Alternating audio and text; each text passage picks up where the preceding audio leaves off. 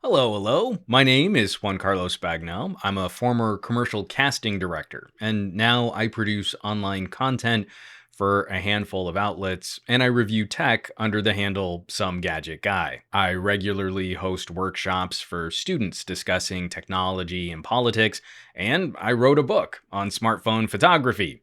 I get around. The landscape for digital content is a rapidly evolving beast. Maybe the most critical piece of advice often overlooked: platforms adapt and change on a regular, almost daily basis. Getting a handle on trends is critical for longevity in the creator space. We focus a lot of our efforts on specific platforms. As you build momentum on one platform, it's a reinforcing positive cycle. It feels good. I'm building an audience. I'm seeing more interactions. I'm going to invest more time on this platform. That early growth cycle is one of the most exciting times for a content creator. It's all new experiences. However, we don't want to lose sight of other platforms and other opportunities. Diversifying some of that creator energy can help increase our reach, bring new audience to our core content, and can help buffer some of the negative aspects of platforms adapting over time. In breaking this topic down, I'm going to keep this a bit more personal. I think practical examples make more sense, but I think it's important that this remain a more philosophical overview. The specifics of what I use might not fit your workflow, but the general idea of spreading out some effort is the key piece of advice. My core concern: who has control over your audience? Are there any barriers or gatekeepers in between you and the folks who watch your stuff? Now, utilizing online services, there's never going to be a completely free, open relationship. There's always going to be some influence from a platform, and you have to agree to terms of service. We just want to understand how those rules are employed, how they're enforced, and keep it in the back of our brain that those rules will change over time. And we think of a site like YouTube as a digital institution. It's a bedrock internet destination. But YouTube is not one thing. It's a constantly morphing bucket of software. I got started in the early days of YouTube where it was kind of the Wild West. It went through several facelifts. Things like playlists were prioritized. Now they're not as significant. We saw a push towards social media style interactions by stapling comments to Google+, and then that was obviously scrapped because it was a terrible idea. There have been heavy attempts at live streaming and gaming content, and those have been devalued. Now, traditional comments are buried a step deeper on the app, and comments are nested in a more difficult way to follow conversations. Now, Google is trying to adapt to the popularity of services like TikTok, pushing their recommendations towards short-form content. YouTube's main goal is time on site. Literally, how long can they keep someone watching more content on YouTube, and they'll manicure any part of their platform to increase that metric. This can be challenging for folks who suddenly find their style of content devalued by the platform. You built an audience on this one style of video, but now YouTube's algorithm is focused over there. You're no longer the flavor of the week, so as a platform, YouTube is less interested in recommending your content or sharing it with your subscribers. It's kind of a terrible feeling when you get a comment from a subscriber like, "Oh, I didn't know you were still making videos." When you produce content and engage with an audience, that's all relationship management.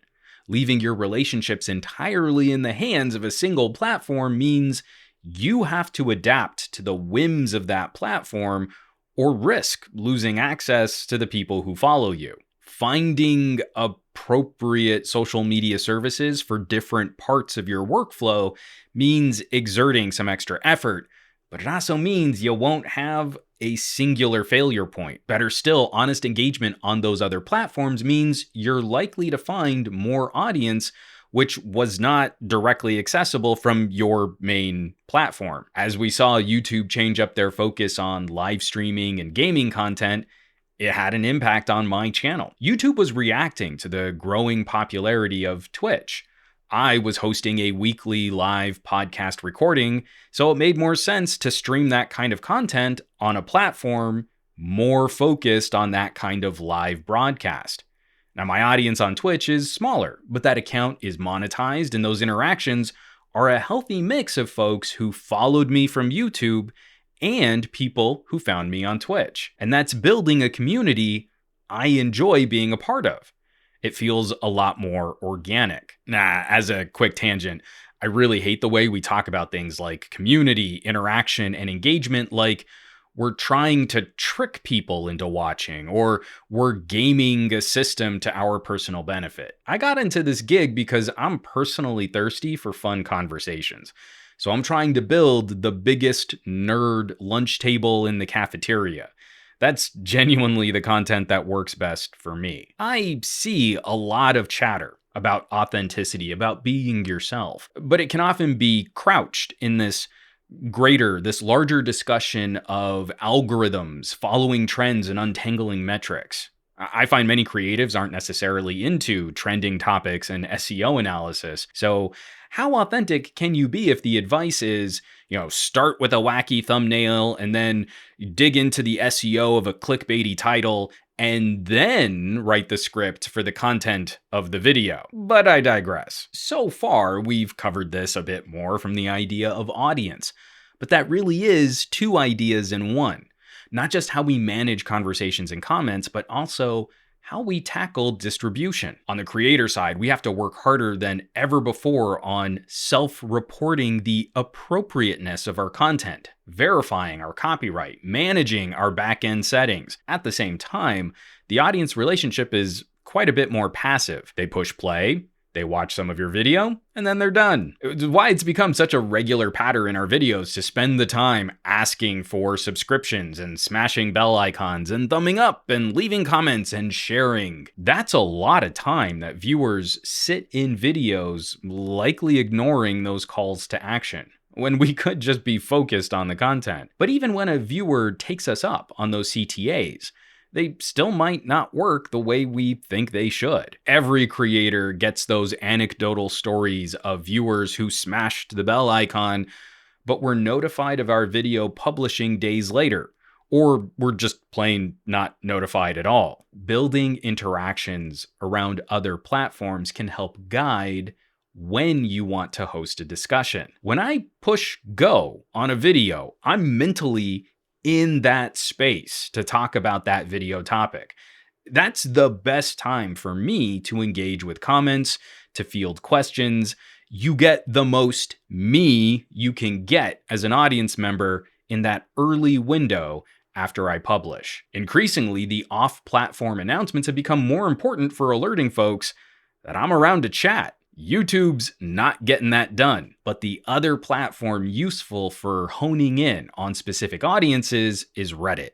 It's a platform designed to build smaller platforms like old school message boards. Pick a topic, there's likely a small community running a subreddit dedicated to that topic. Every individual subreddit has their own rules and etiquette.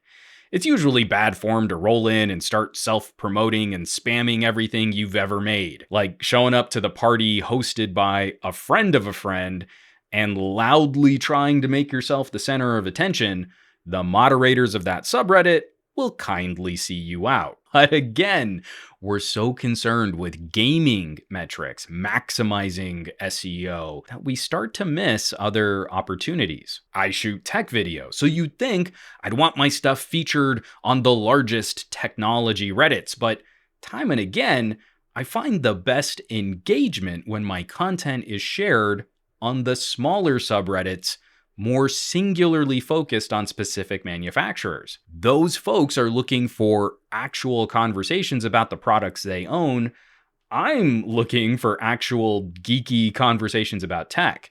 And often those super fans are more familiar with the gadgets than I might be because they really own them. So I get to learn more from them than the manufacturer's press releases. It's kind of a perfect fit. I don't expect those folks to follow me on every video I produce, but when there's an overlap on the topics they care about and the content I create, We get to have an honest interaction. Now, obviously, a bit of this tone leans a bit frustrated. It is frustrating when you're finding your groove and it feels like the rug has been pulled out from underneath you.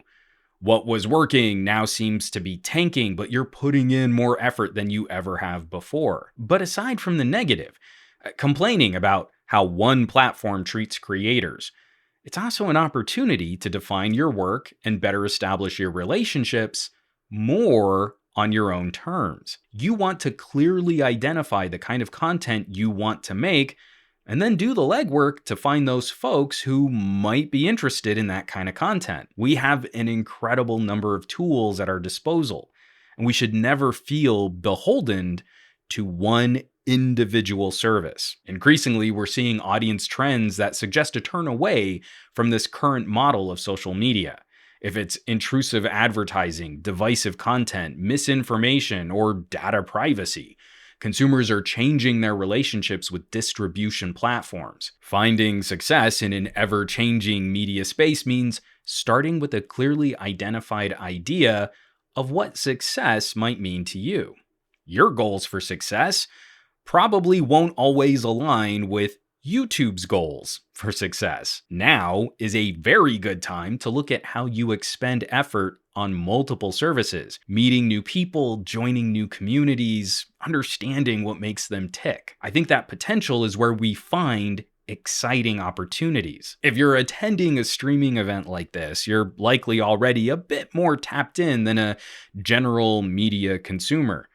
But it's easy to overlook some of these options even when they're staring you right in the face. The number of creators I meet who passively use Reddit to find funny memes but never consider participating. The folks who don't think twice about running a little Discord server and have missed the fact that they kind of built their own Clubhouse style forum for audience interactions. People who send up a few TikToks but might not understand that style of brevity and creativity could serve them on other video streaming platforms too. It's all connected. And it's very likely you're already expending some of this effort just existing on social media, seeing where you enjoy participating and how that might inform your content. I think that's worth the effort. It's more work, but it can be fun. And investing in yourself is always a good idea. That's probably the best place. Go ahead and put a pin in this. Thank you so much for coming to my tech talk. And a huge shout out to the folks running this Video Creator Expo.